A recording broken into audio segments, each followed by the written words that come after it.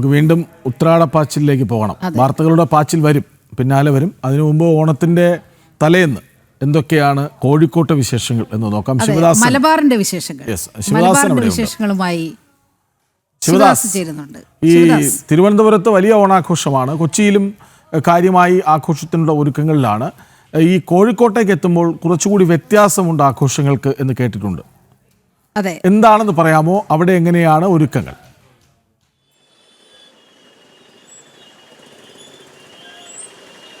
കൃഷ്ണരാജ, മലബാറും ഇങ്ങനെ വലിയ രീതിയിലുള്ള ഓണാഘോഷത്തിൽ തന്നെയാണ് ഉള്ളത്. കഴിഞ്ഞ ദിവസങ്ങളിലെല്ലാം തന്നെ നിരവധി ഓണാഘോഷവുമായി ബന്ധപ്പെട്ടുള്ള പരിപാടികളൊക്കെ നടന്നിരുന്നു. അതിൻ്റെ അവസാന ഘട്ടത്തിലേക്ക് ഇന്ന് ഉത്രാടമാണ്. ഉത്രാട പാച്ചിലിന് വേണ്ടി ഒരുങ്ങുകയാണ്. ഞാനിപ്പോൾ നിൽക്കുന്നത് പാളയം പച്ചക്കറി മാർക്കറ്റിലാണ്. ഇവിടെ വലിയൊരു തിരക്ക്, അതായത് ഇപ്പോൾ പ്രധാനമായും സാധനങ്ങൾ വാങ്ങിക്കാൻ വന്ന ആളുകളല്ല, മറിച്ച് പച്ചക്കറി കച്ചവടക്കാരാണ്. അതോടൊപ്പം തന്നെ മറ്റു പല സാധനങ്ങളും ഇങ്ങനെ കച്ചവടക്കാരുടെ ഒരു തിരക്കാണ് നമുക്ക് ഇവിടെ കാണാൻ കഴിയുന്നത്. കാരണം ഓണം കൂടി ആയതുകൊണ്ട് തന്നെ വൈകിട്ട് ആയിരിക്കും ഇത്തരത്തിലുള്ള ആളുകളുടെ ഒരു തിരക്ക് ഈ ഭാഗങ്ങളിലൊക്കെ ഉണ്ടാവുക.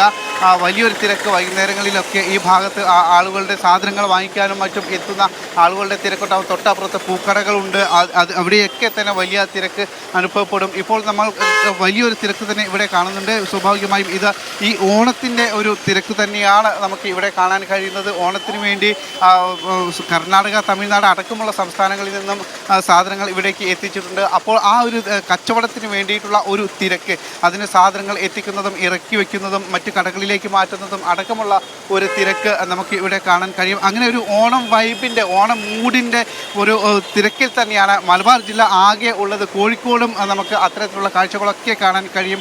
കഴിഞ്ഞ ദിവസങ്ങളിലെല്ലാം തന്നെ അത്തരത്തിലുള്ള നിരവധി കാഴ്ചകൾ നമ്മൾ കണ്ടിരുന്നു.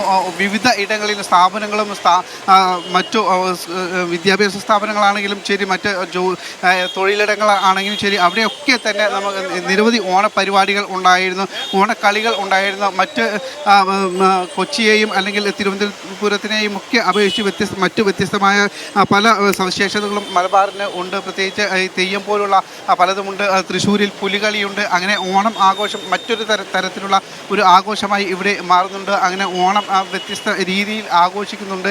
ചില ഇടങ്ങളിൽ സദ്യ മാത്രമല്ല, മലബാറിൻ്റെ ചില തീരദേശ മേഖലകളിൽ ചില നോൺ വെജ് വിഭവങ്ങൾ വിളമ്പുന്ന ഒരു പതിവ് ഉണ്ട്. അങ്ങനെ വ്യത്യസ്തമായ രീതിയിലുള്ള ഓണാഘോഷങ്ങളൊക്കെ മലബാറിൽ ഉണ്ട്. അതിൻ്റെ കാഴ്ചകളൊക്കെയാണ്, അതിൻ്റെ ഒരു തിരക്കിലേക്ക് അമരുകയാണ് മലബാർ ജില്ല ആകെ. ഇപ്പോൾ കോഴിക്കോടും അത്തരത്തിലുള്ള ഒരു കാഴ്ചകളാണ്. ഇപ്പോൾ പൂക്കച്ചവടയും വിപണിയും എല്ലാം തന്നെ ഇവിടെ സജീവമായി ഇപ്പോഴും ഉണ്ട്.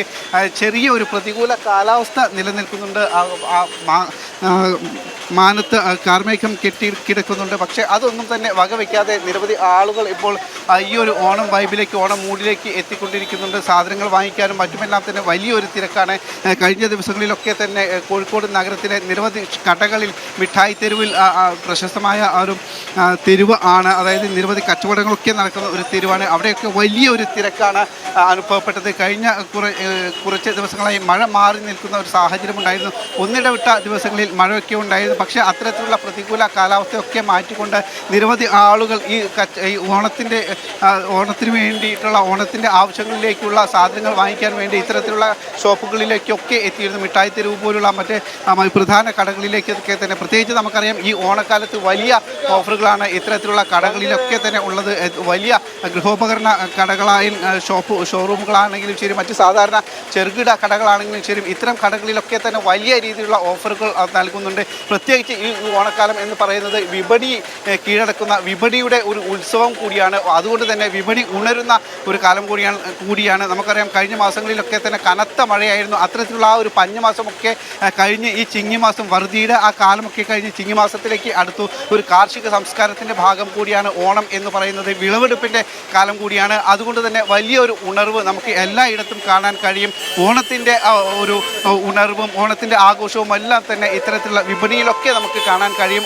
വലിയ രീതിയിൽ തന്നെ ആളുകൾ ഈ ഇത്തരത്തിലുള്ള വിപണിയിലേക്ക് എത്തുന്നു. ഓഫറുകൾ വലിയ രീതിയിൽ തന്നെ ഷോറൂമുകളിലും എല്ലായിടത്തും ഉണ്ട്. അതുകൊണ്ട് തന്നെ ഈ ഓണം എന്ന് പറയുന്നത് വലിയൊരു ആഘോഷം തന്നെയാണ്. മലബാറിലും അത്തരത്തിലുള്ള വലിയൊരു ആഘോഷമായി തന്നെ.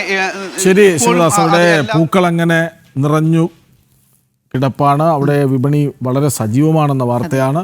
ഏതായാലും കോഴിക്കോട് മലബാർ ആകെയും ഓണാഘോഷ തിമിർപ്പിലാണ്. നാളെ ഓണമെത്തും മുന്നേയുള്ള ഓട്ടപ്പാച്ചിലിലാണ്.